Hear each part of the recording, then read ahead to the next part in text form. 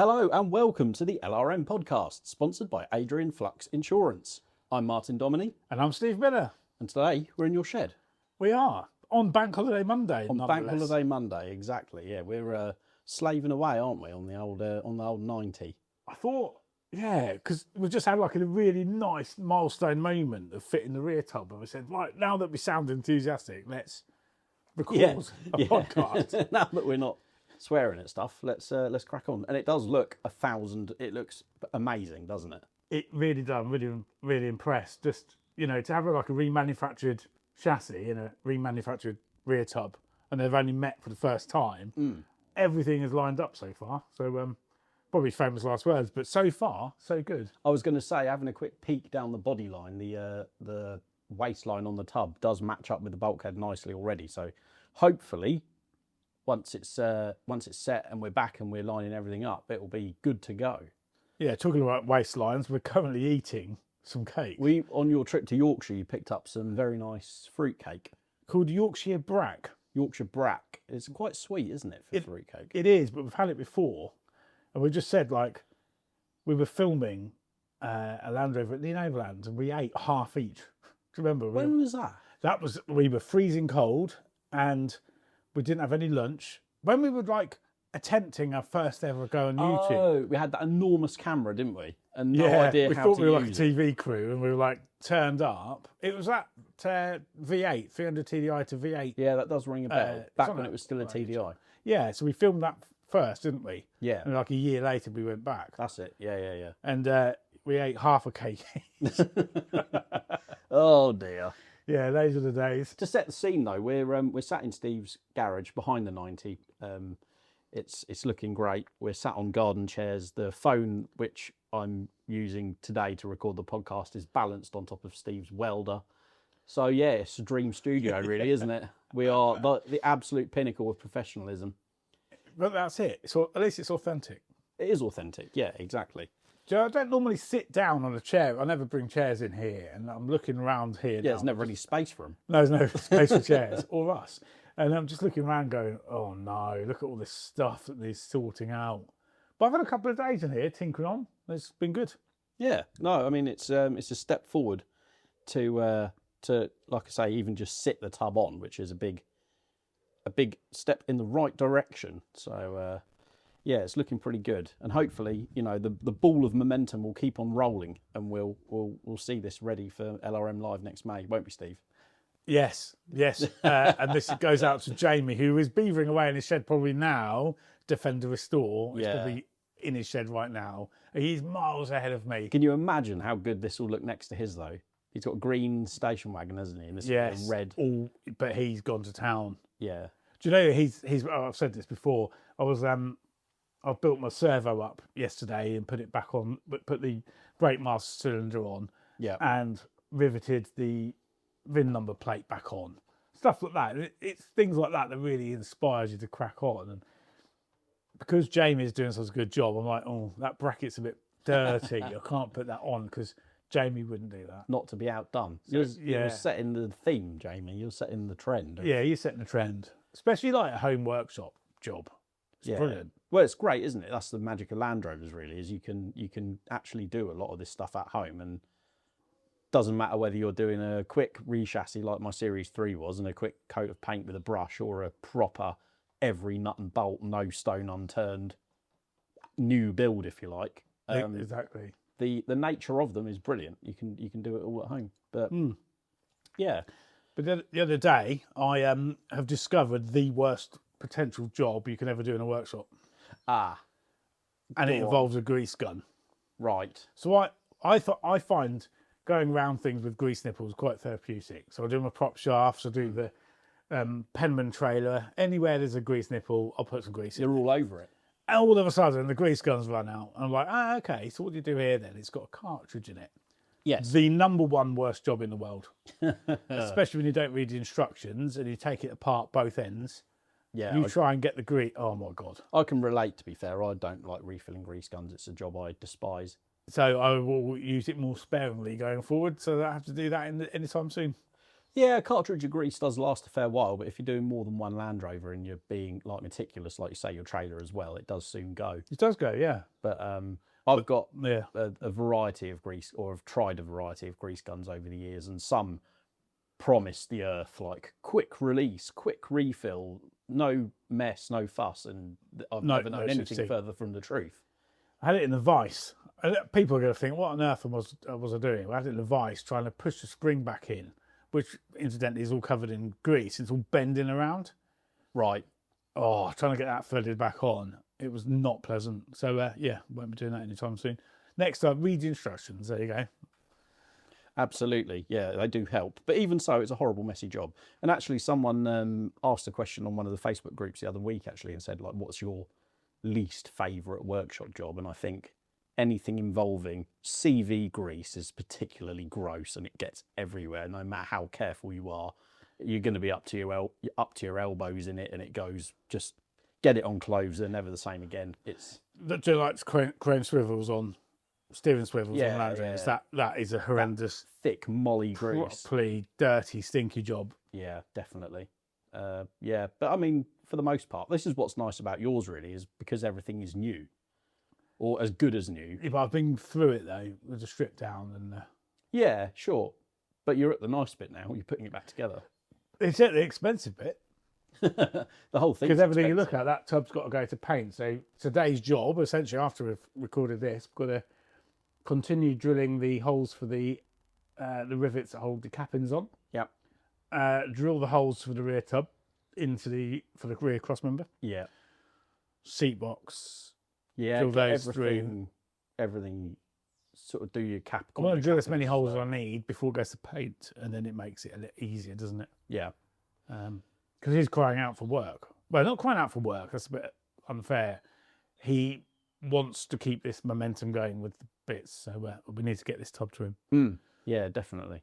Yeah, it'll be exciting to see it in colour, especially with the galvanised bare galv. It'll look really, really nice. Well, I've just realised how scary that's going to be, putting the freshly painted tub on that, because we've just done it dry, haven't we? Yeah, and you do catch things. I think you need a third person. A third person and lots of masking tape to put over the paint to make sure you don't rub it up.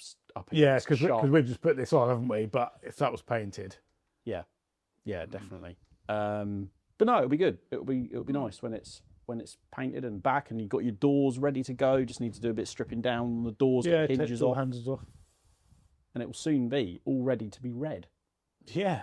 Well, now I'm sticking to the colour. Yeah, you've made peace with it. I think it's a great colour, and I think once it's all together, it'll look spot on. I went to a classic car show yesterday in Stamford. Oh, how did you get on? Really lovely gig, actually. I've never put anything in the show because I always think, when you have to pre-book a car into a show, it's kind of like, I never think, in a year's time, I'm going to book my car into that show.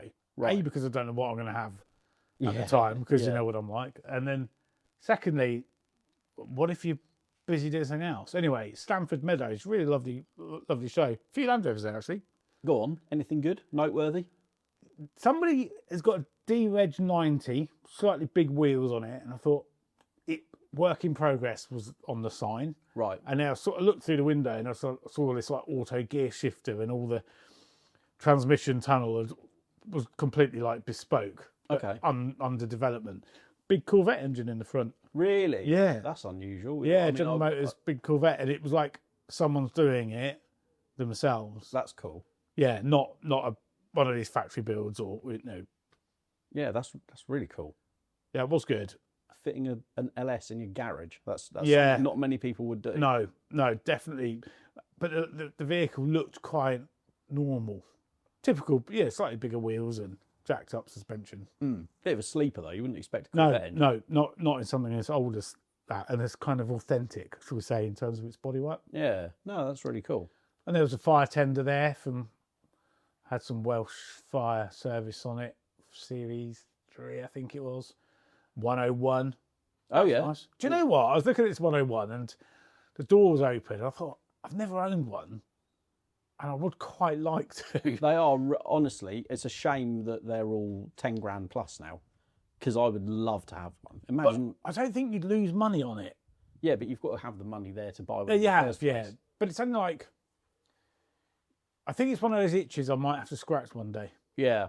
I mean, even though I've got absolutely no room, no space, and I haven't got 10 grand. 101s are a bit like stage ones and series ones and things like that as well, in that parts aren't exactly easy to come by. I know there's 101 parts does a lot of reproduction stuff, but there's always going to be, it's never going to be as easy as a Defender or a normal series to get bits for. Yeah.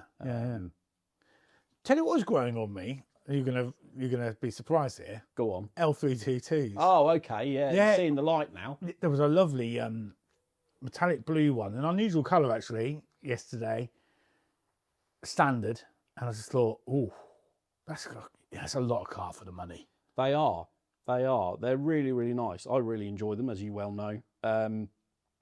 But obviously, there's L322 news this week. The Queen's L322 sold at Iconic Auction. Oh, right, again. I believe so. Yes.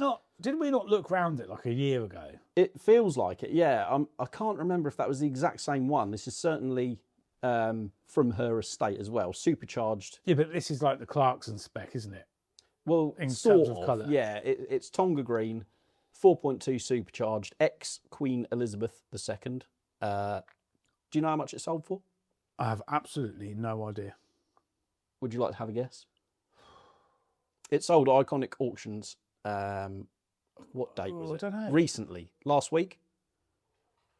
I should know that. Oh no, I don't. Saturday, the 23rd of August. £60,000. £175,500. I think that's ludicrous. It's a lot of money, isn't it? So 170,000 more than it's really worth.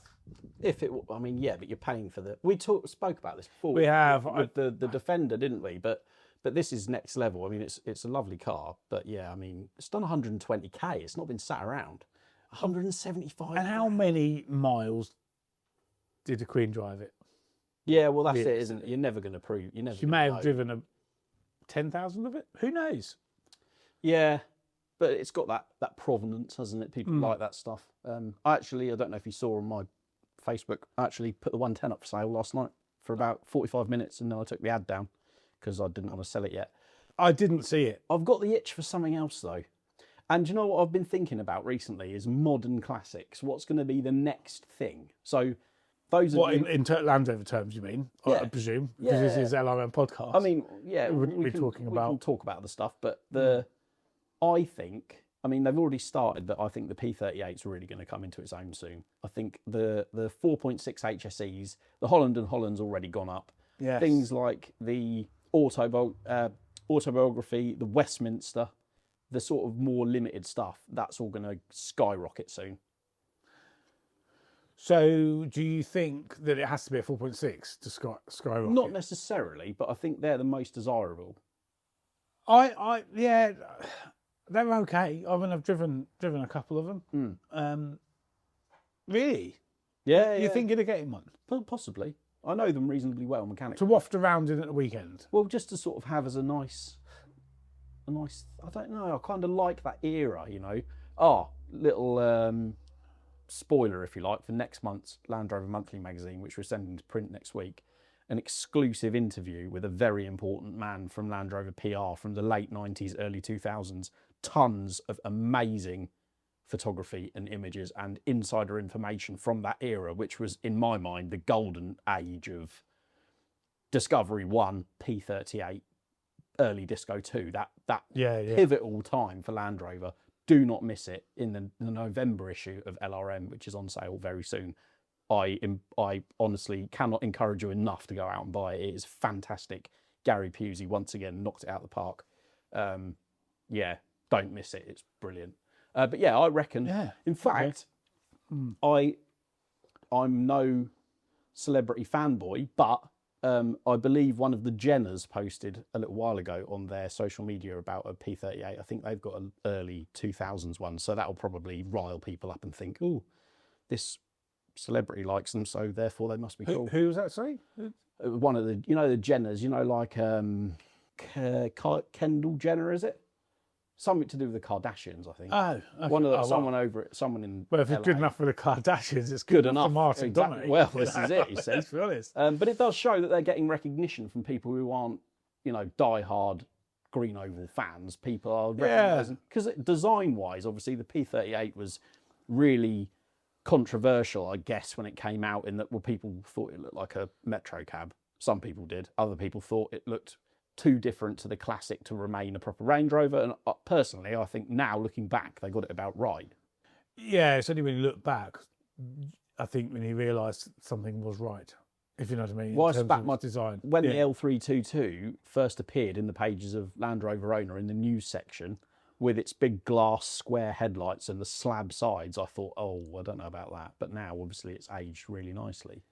You see, you're talking about P38s from an investment point of view, but knowing you won't keep it long enough to find out. Well, do you know, this is the trouble with me, is for me, the real joy I get from most Land Rovers, most vehicles, I guess, is actually getting them a bit downtrodden, bringing them back up. And then that's the satisfaction, really. I like driving them, don't get me wrong, but I get the most pleasure out of doing that. Good job we're here, really, doing this. I mean, this is an extreme example, but yes. I mean, bank holiday Monday, nonetheless. It's not even a working day for us, is it?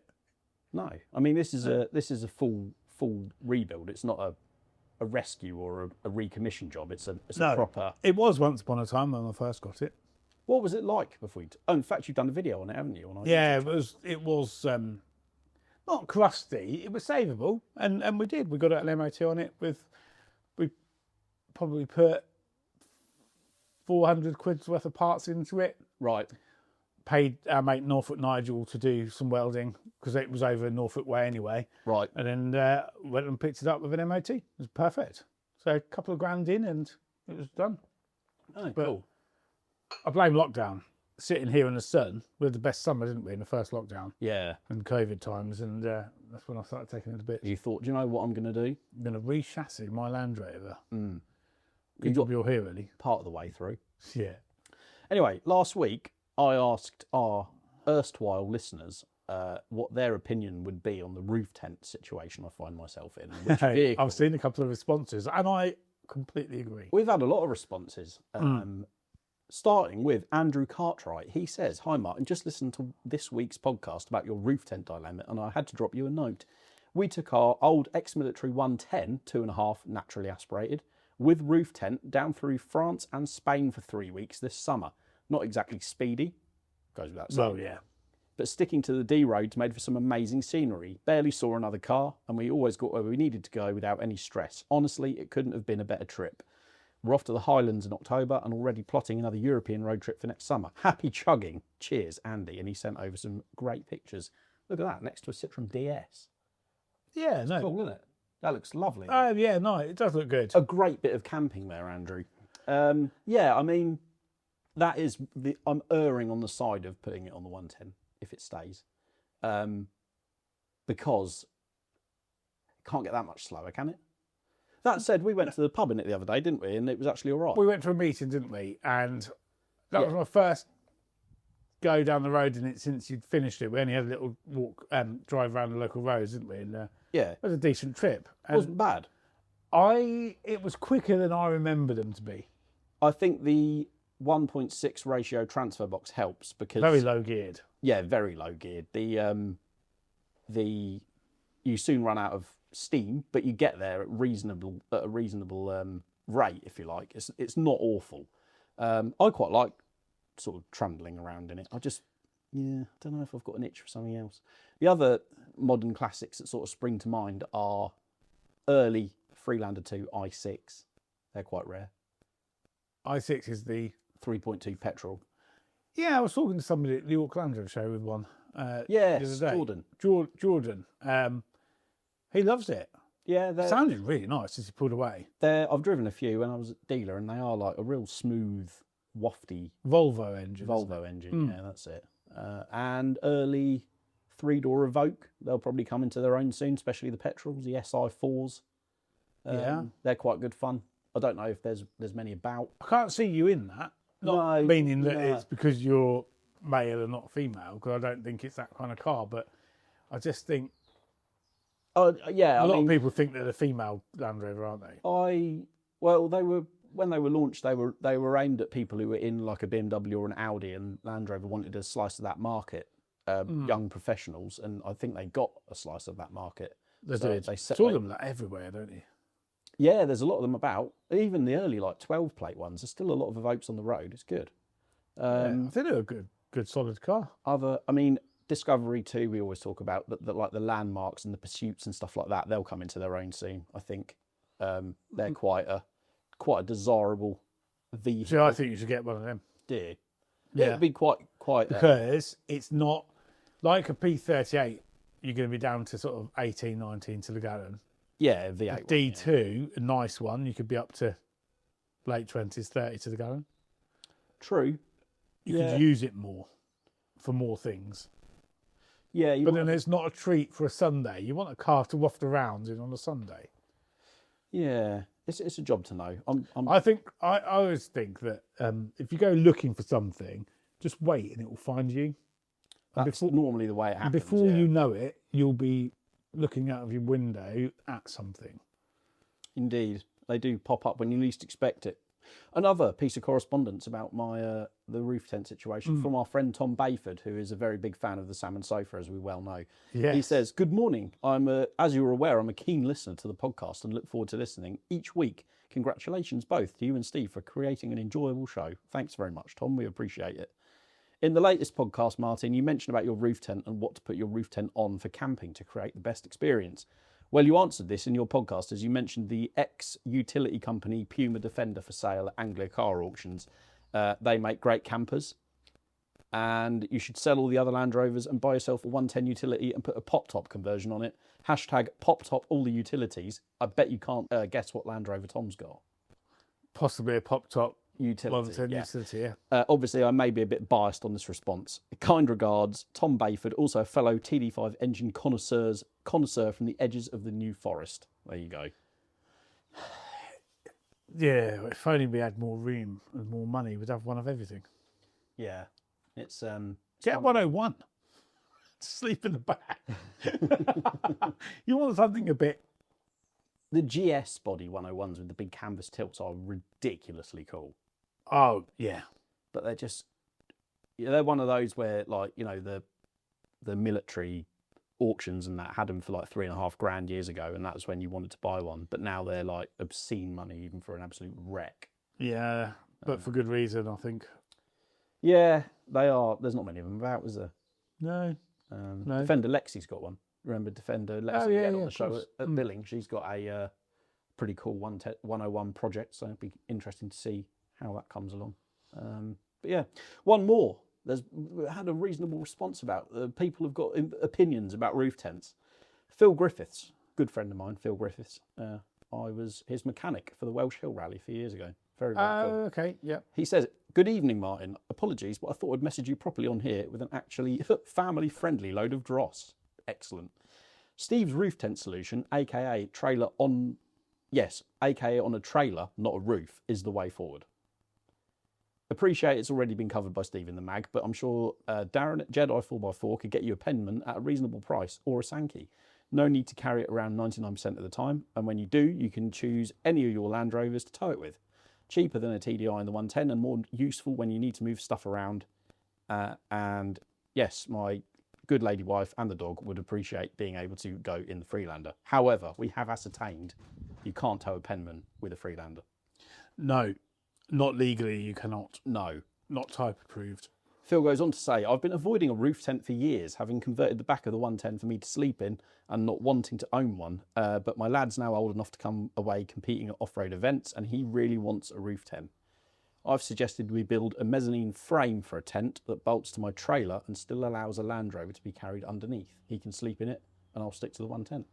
Speaking of which, I totally agree about a less capable vehicle being driven at the limit being more fun than a more capable vehicle being driven. Do you remember Jeremy Coburn's question this week? Yes. Not for green laning. He said, yeah, don't go churning up lanes. Obviously, it goes without saying. Don't be a dilbert. But yeah, some vehicles being used to the sort of at the maximum of their capability, or even in things you might not necessarily see them being used. I mean, he rallies a Series 3 88-inch, which is really, really cool. But you're getting the best out of something, aren't you? And you're having the driving of your life, but you're within the legal limits of the road. Yes, exactly. Yeah. We're proud to partner with Adrian Flux, an insurance broker that specialises in covering all types of Land Rovers, including classic, ex-military, modified and Q-plated models. Adrian Flux offers a range of optional extras to make the policy your own and can provide cover for off-roading, green laning, agreed value and build-up cover. Plus, they even offer a discount of up to 15% for Owners Club members. Simply search Adrian Flux Land Rover Insurance for more information or call them directly on 0344 728 0417 for a quote.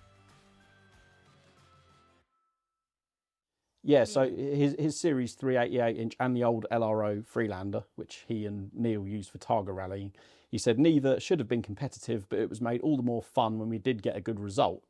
And yes, think back to the Welsh Hill Rally you kindly spannered for me on. We beat a few of the Bowler Defender 90s in a car that cost me less than a pair of new Matrix headlights for a new Defender. Absolutely. We did really well in that rally. Well, Phil and Neil did. I sat there eating sweets and cleaning the windows. Yes, I'd always recommend club level off-road motorsport, as I take the view you're not in it to win it, you're there for fun, so it's a different mindset. Aim to enjoy it and do it in something you think is affordable to fix. Absolutely. And segues into the final question, when are you coming trialling? Soon. You've been asked 2 or 3 times, haven't we? The Series 3 is ready to go. I think as soon as winter comes, I'm keen for it. 100%. I'm always up for a bit of trialling. I do enjoy it. Something quite nice about V8 screaming in the woods and hot mud and just it brings back all the memories about why you love Land Rovers so much. What are we going to do next then, Stevie? Now the tub's on, now we need to drill the holes, and then what's the next step? I think we should offer up the seat box. Yes, that's a good idea. Because that's going to be next to go to paint. Yes, indeed. And then might take a picture for the Instagram. Yeah, take a picture for the gram. It looks so cool. It does. It's amazing how just moving one thing from one side of the workshop to another has sort of filled you with enthusiasm again. Look how much space we've got.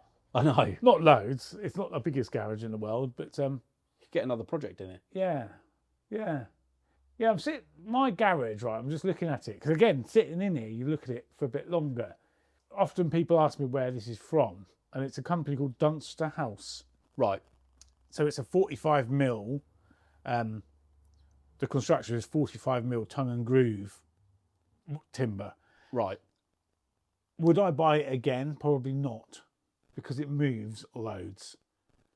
Can I ask a question about your garage? Yes, you can. Did you choose the garage before you poured the slab, or did you go, right, the garage can be this big, then you bought the frame afterwards? I did the slab myself. Yeah. So don't look down underneath there because went a bit wrong. Well, that's okay. But it's an authentic slab. No, I knew the size of the garage, and it was ordered. Okay. But it was already the slab is just a little bit bigger than the base. What's supposed to happen is the water comes off the roof. Yeah. And misses the slab. Goes on the ground rather than splashes. But on this side, it slightly splashes against the wood. Right, okay. Which is not a problem. But this has been up now 7 years. It looks pretty good for 7 years old. Yeah, but you can see the wet in the corners. It's a bit annoying. I just think... See, this is the... But the cost of timber, right? This now has put in 7 years... is nearly doubled in price. Really? To buy it, yeah. When I've had a brief look at timber frame sheds, garages, whatever, and I've looked at metal ones as well, and neither of them are cheap. But no, yeah, the big, like, because you can get away planning wise, you can get away with like a motorhome garage without jumping through a lot of hoops. But they're just obscene money. They've relaxed the planning laws in the UK for people that want to do stuff like this. Right. This is called a low roof. Yeah. Because it's to do with the pitch height within 1 metre of your boundary. Yes. Now, I'm not a planning expert, so don't go building something based on what I'm saying. Look it up for yourself. But if you're within 1 metre of your boundary fence line, then it has to be a lower roof than this, as low as this. Yeah. Which I think is 2.4 metres. Yeah, to the eaves. So they're the eaves, and that's the eaves are something like that, to the eaves, with a pitch no greater than whatever. Yeah, there's all sorts of... But this isn't high enough to get a Land Rover in and out. No. With a roof on. So, but it serves me okay. It's fine. Well, that's again another great thing about the utility body Land Rover series and Defenders is it takes about 20 minutes to get any roof on and off. So yeah, you can do like 99% of the work in the garage without the tub sides and the roof and the screen frame on, and then you can roll it out and fit it. So it's not too big of a deal. Yeah, of course. But if you had something else like a Range Rover or a Discovery, it'd be a pain. It would be a pain in the backside. So then this is more of a workshop rather than to keep your car in. Yeah. But actually, where this slab ended up, at the point in which I'd ordered the garage, there's a bit of a lead time at the time. I am over a metre from the boundary, so I could have gone taller. Yeah, yeah. This is what I need to think. My shed is currently railway sleepers it's a pole barn essentially. So railway sleepers in each corner and along the side with a metal profile sheet screwed to it and a corrugated roof. And it is waterproof. It's perfectly fine. It's just, I mean, I want to build another shed behind it first and then I've got a lot of ideas in my head and no time to achieve any of them. But do you know what would be nice is some of our listeners shared pictures of their workshops to give you some inspiration. That would be brilliant. Because who doesn't want to see in someone else's workshop? Well, I just want to see what they look like construction-wise, because there's so many different ways of going about it. You can do like you've done, like a timber building. You can do... Well, this is like a kit, basically, and it says put that length here, and you just keep bashing the tone grooves together. Yeah. Interlocking on the corners. Right. So you'd build it up. If you can see that they're off, the corners are sort of... You could half and half. You could lift this on some breeze blocks if you wanted to make it taller. You could, yeah. And then all you do then is you extend the doors. Yeah. I did think about that. And in fact, if... Get a high lift jack under it and let's crack on. Yeah, it's a fair old weight. Yeah. What I would do if I was building from scratch again now... Yeah. And again... Yes, timber costs more money, but I would build on a dwarf wall first. Yeah, like a couple of breeze box height, which you're a professional at because you've done a bricklaying course. Yeah, an evening class at college because that laid a brick since, but I wanted to know how to. Yeah, a couple of courses of block and then wood on top. Then a nice bit of like proper timber, like 4 by 2 or something like that, 4 inches wide. Okay. As a base plate, tied in with wall ties. Right. And then go up. So you're building yourself a frame. Yeah. And then I would use decent feather edge boarding. Right. Okay. And then you could insulate in your framework. And then you could ply or use OSB board on the inside. You can, so it's warmer, because this gets really hot in the summer. Like now, that's it. I mean, the sun's on it now, it'll get really hot. Insulation is key, isn't it? Having that air gap. Because mine is like an oven, as you would have seen in our video on retrimming seats. As soon as the sun hits the top of it, it literally bakes you. Yeah, yeah. So I think, if anyone listening has got a shed that they built or maybe they built it and they decided that they would have done it slightly differently, hit me up with some inspiration. You're listening to the UK's #1 outbuilding podcast, editorial at lrm.co.uk. I'd love to see it because I really need to pull my finger out and actually break ground and build something. Stop buying Land Rovers then. Yeah. You know, give yourself a year off buying another project. A number of times I've said, this is the last one I'm doing. And then I've said that for the last 30 years. The Turbo Freelander was supposed to be the last one I did. And then how many Land Rovers? I didn't even know you went into that. No, I know. That was 2020 I sold that. Okay. And then the Series 3 came up, and then the 110 came up. What have I had? I've had something in between. But anyway, yeah. What I mean is, the difficulty is, and we try and encourage people to have a go at stuff in the mag, but I know about Land Rovers. I know nothing about building. So to me, just getting another Land Rover and focusing my time and attention on that is a lot more natural than trying to do something completely that I've got absolutely no experience in whatsoever. You know your 4x4, you've chosen every upgrade, every bolt-on with purpose. So when it comes to tyres, chunkier, wider, more capable for the conditions, You want the perfect fit, not just any tyre, your tyre. That's why you'll choose 4x4tyres.co.uk, the wheel and tyre specialists, trusted by Land Rover owners and serious off-roaders alike. Whether you're upsizing, overlanding, making your Defender look the part, or your Discovery turn heads, we'll guide you to the right set.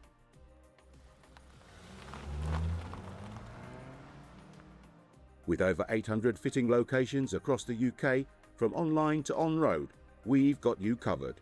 Browse by vehicle, wheel size or brand. 4x4tyres.co.uk.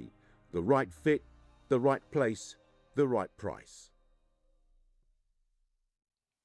You know, I watched your seat retrim the other day, right? And you encourage people just to have a go. Yeah. Right? You just need to have a go. I know. Because it's only, say if it's timber, it's only timber.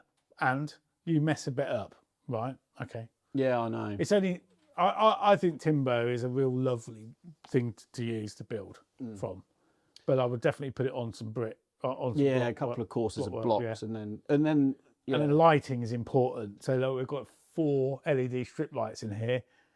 I hate working in a shadow. You'll never see it. I mean, it does cast shadows, but on that workbench, it is nice in properly it. Likewise, it's I think the key in my mind, the key elements to a really nice garage or place to work, or even just to come and sit in an evening and drink a cup of tea and get away from everything, is insulation, a good floor, which I currently don't have. Yeah, my floor is currently pallets with bits of board on top, and it is so dodgy. And yeah, lighting and good power, because there's nothing worse than not having enough sockets. Yeah, so I've got three doubles in here. I could have had more, but I didn't need it. Obviously, we've got like armoured. So that's the other thing, is getting an electrician in to do it properly, because I've got its own consumer unit. Mine's already set up. The garage is already armoured cable with a proper fuse board and everything. So I just need to tee off that. Yeah, basically. You do, yeah. Tell us. We've had such a great response about the roof tent thing. If you've built a garage and wish you'd done it a different way, if you've spent years... Or if you're really proud of it, incidentally, and you don't need to share it anyway. If you're a supplier and you do kit build garages or metal outbuildings, editorial at lrm.co.uk. Thanks. Anyway, back to that camping trailer thing, right? Yeah. I think a trailer is the number one thing to have. I do camping as well. setup. Yeah, I have to say, you need space. You do. It's someone else got in touch. I'm really sorry, I haven't got your email to hand because I'm not that organised, and said, why don't you build a frame on the back of the Series 3 and put the roof tent on it? Yes, but also my dog is spoilt and he likes to travel inside a vehicle, not just in a box in the back. And there's reasons why that would be good, and there's reasons why it wouldn't. And to be honest, the Series 3 really is my green laning vehicle, and I like having a truck cab because there's less bodywork to bash with. Yeah, you don't. No, that's not the right car to put that on. No. And plus, by the time you'd got to your campsite, if you were going to like Wales or Scotland or whatever, the last thing you'd want to do is spend any more time with that vehicle, because it's a hot place to be on a long run. Yeah, no.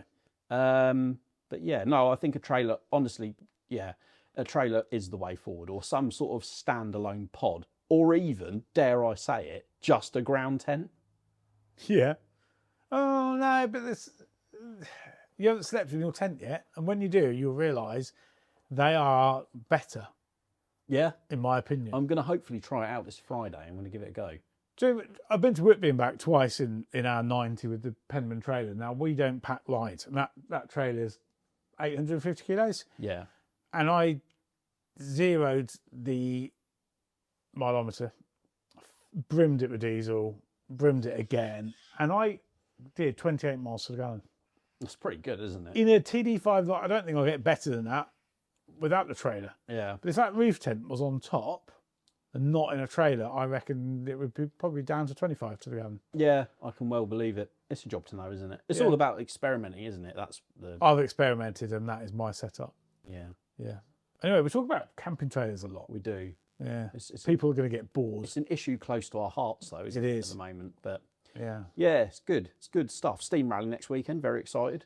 My local steam rally. I love a steam rally. I haven't been to a single steam rally all year. You should come to it. What day is it? Saturday and Sunday. Yeah, both days. Yeah, I will come to it. you should. It's good. My mother-in-law's coming to stay. Oh, she'll have a steam rally. She loves it. She likes the steam rally with a craft fair. There's crafty bits. There's She'll love food that. and drink and all that jazz. So yeah, If there's a happy mother-in-law, you've got a happy wife. You've got a happy wife. You've got a it's a happy knock-on life. effect. Exactly that. So yeah, I'm keen for that. We normally take the Series 3. I might take the 110 and we'll take the dog if it's not going to be too hot and have a little wander around. So you can't beat the atmosphere of a steam rally. It's like I love it. childhood I really, really love it. encapsulated. I actually think I was born in the wrong era. Yeah, maybe. Do you not think? I think When you get to steam rally and it takes you back to that time, takes you back to a Right. time I wasn't even living. so. The way I look at it is, it's lovely to go to a steam rally and look at all this old stuff, but would you want to rely on that old stuff to do your job? Yeah, couldn't really put a magazine to press with a You wouldn't.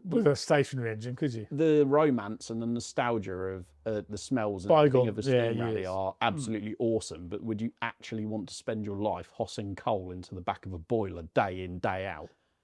No. No, you are right. Yeah, we are spoiled. I absolutely love a steam rally though. They're so good. Do you understand, like, stationary engines? So, yeah, I get them. What I find odd about stationary engines are often, they're kind of like those few clubs that you see when you go to a car event where they don't really do anything to welcome new members. They just sit in a circle and talk amongst each other and don't actually engage with anyone. Stationary engine owners, you normally see them sat in a chair next to their stationary engine all day. With an oil can in their hand, just ready to get up and... just not actually doing anything, which is fine if that's what you enjoy. But to me, if you're going there as part sharing your passion and your hobby, you should be trying to engage people in that.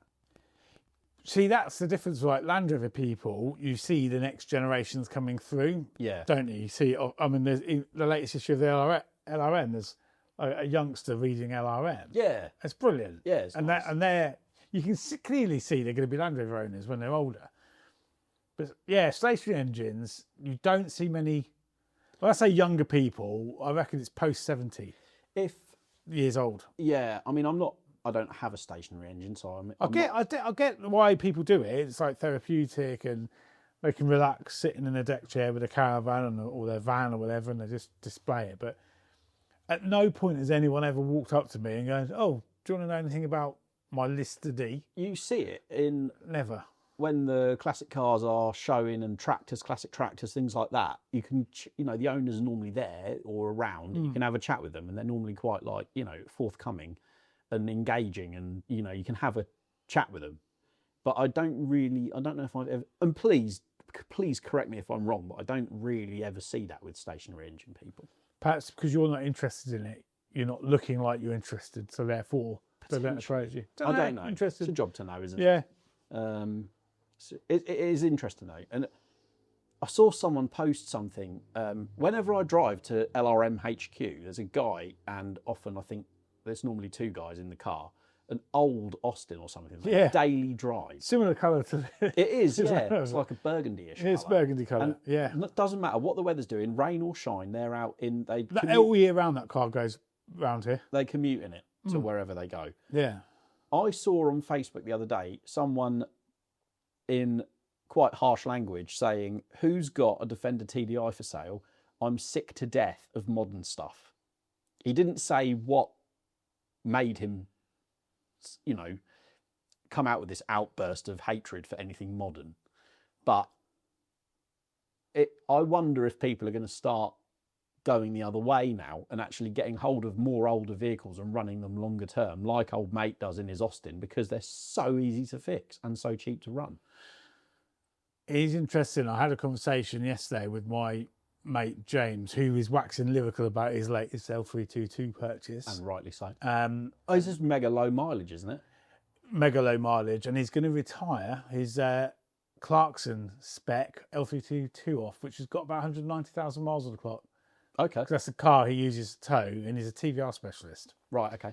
And he had his TVRs on the thing yesterday. In fact, he had a lovely 110 for sale. Oh, the station wagon. Which is taken in part exchange on a Cerberus. The guy is selling it on commission, basically. Right. And I had a look around it yesterday, and 11,995, and that had more people looking around that 110 on his stand at Stamford than his TVRs. I think they're just so relatable, aren't they? Yeah, but it's interesting. So it talks about one of his mates was there who I was chatting to. He's got a modern BMW car, right? 20, I can't remember the year. Just out of dealer warranty anyway. Oh, quite new then. The headlight failed. Right. £1,600. Yeah, it's mad. So his knee-jerk reaction to that is, it's got to go. I just want something simple. Yeah, I totally I think, and that's the problem. People are buying these modern cars, and whatever they are, could be a new Defender. How much is a headlight for a Defender? I don't know. Well, as Phil just said in that thing earlier, less than it costs to prepare a Freelander for rallying. Oh, of course, yeah. Yeah, it is interesting, and I think actually we're coming into that sort of time period now, mid to late 80s, early 90s, where you can get something with decent sound deadening, air conditioning, comfy seats that you could drive every single day. Yeah. And it would cost you peanuts to run. In fact, a friend of mine, I'd say I advertised the 110. It was on Facebook for like 45 minutes before I decided not to sell it.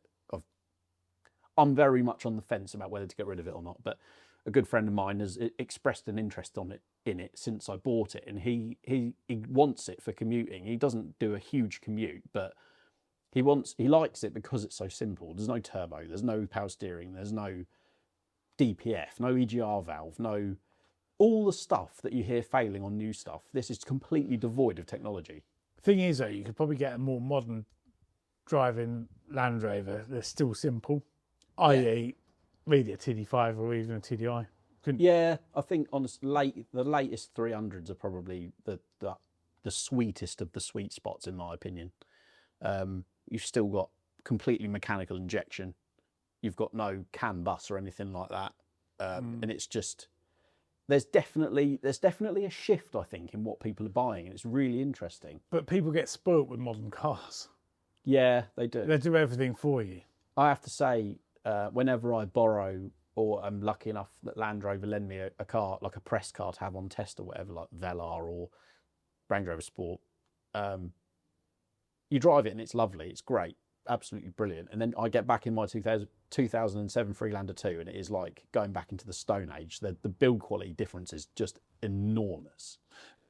But it's what you get used to, and it's what, of its time, that would have been a luxury car. Yeah, it would, yeah. It's only because we're literally spoiled to know that they keep moving things on.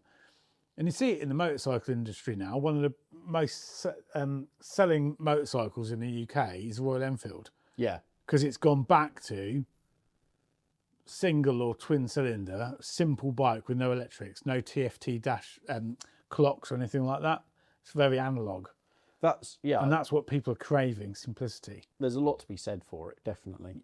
You can do your own valve timing with a screwdriver and some feeler gauges. Yeah. They don't want to have to strip an entire engine out at £1,000, dealer charge or something, just a valve check service.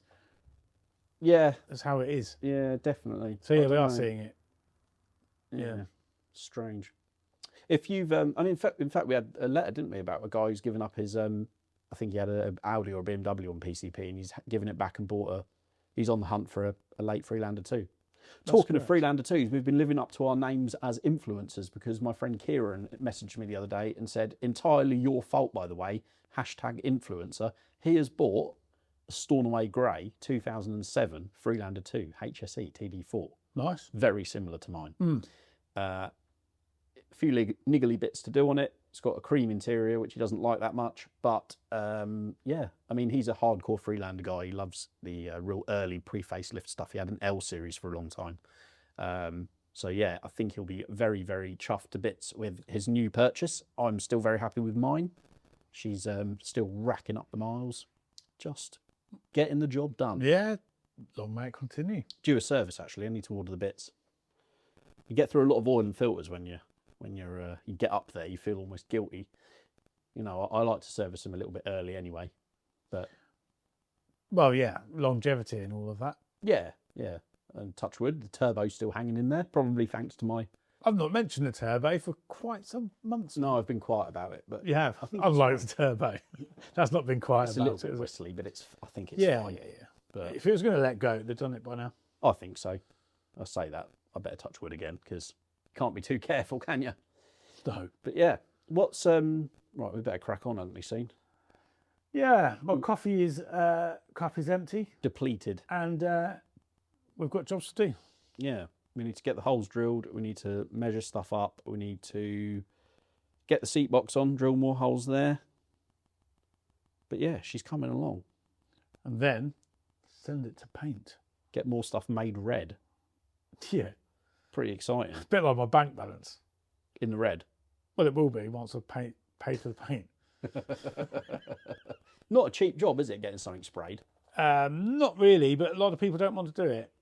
Really? Yeah, Land Rover seems to be a car that back in the day people just blow a Land Rover over. Now people want perfection, and because of the way the panels are, and people, most paint shops don't want to do it. A lot of the time, I guess this must be super common for paint shops. Is people go, oh yeah, no, nothing's that bad, and then they dump off like a completely, all the screen frames all corroded, and the doors are flaking. There's electrolysis everywhere, and actually something that someone deems not that bad is nowhere near ready enough to be painted. So it needs to go for blasting, needs to be sealed, epoxy, rubbed down, blah blah blah. It takes forever. So yeah, I can understand where they're coming from. I wouldn't want to get involved. It's a skill I would like to learn is bodyworking and paint. I think the only way you're going to learn that is if you had a job in a body shop as an apprentice and you went through the pain of it all. Yeah, possibly. Yeah. I don't think it's something you could learn adequately enough to do your own job at home. Plus the environmental impacts of doing it at home. Yeah. One thing to consider, the modern paints with isocyanates, you can't be blasting that into the atmosphere. No. Not really. Not. People do. Yeah. I tend not to do that sort of thing. Yeah. Yeah. It's not worth your health, is it? It's always air-fed masks and all that stuff. You can get all the bits, can't you? But like you say, it's there's got to be code and stuff, especially if you're doing it for money. But it's something I've always admired. People, there's a guy I know he's done a lot of welding and bodywork for me in the past on the yard where my unit is, and he's just an absolute wizard, and I watch him in awe every time I go in there, and he's just like, if I could have a tenth of the skill and patience he's got, I would love to learn how to do bodywork. But yeah, you can't do it all, can you? No. But you cannot. Interesting. Right, we should better crack on, hadn't we? Yeah, we should. I've got a guy coming around in about half an hour. Oh, you've done some marketplacing, haven't you? Marketplace to sell some my old cappings. Yes. Which I no longer need. Because I didn't know there was a difference when you remove a bulkhead of the Land Rover on a tub. Yeah. You need a different kind of capping. Yes, one without the little sticky in bit. Yeah, and these ones are from YRM. That's the technical term. Your new ones are they? These ones are from YRM, yeah. Make all their own now. I've seen them. They make them, and they make them apparently the right length, because if you just chopped the bits off these ones, yeah, so they don't go across the bulkhead behind the seats, that's it. They would be too short. Apparently. Okay. So top tip, if you are doing that, change cappings at the same time. Make it life a lot easier and neater. I've seen their jig. It's very impressive the way they're made. Yeah, I mean, look at them. They're like, they're proper. They do look good. Right. Anyway, let's crack on. Before we crack on, we must say, please leave us a little rating or a review on the podcast on your preferred streaming platform, if you don't mind. Drop us a little like, follow on Instagram and Facebook, Land Rover Monthly. You're Steve Miller Automotive. I'm Land Rover Martin. And what I'll do is I'll upload a picture now of this, and you'll see us sitting here with the tub. Yeah, like in sort of real time, but not. Only a couple of days. This goes out on Wednesday. It does, yeah. And it's so if you're listening to so literally in less than 48 hours, you could be seeing what we were doing. Exactly. So no, it'll be good. It'll be good. Right. Let's not lose momentum. Let's crack on. Thanks for listening, as always, and we will catch you next week. Bye for now.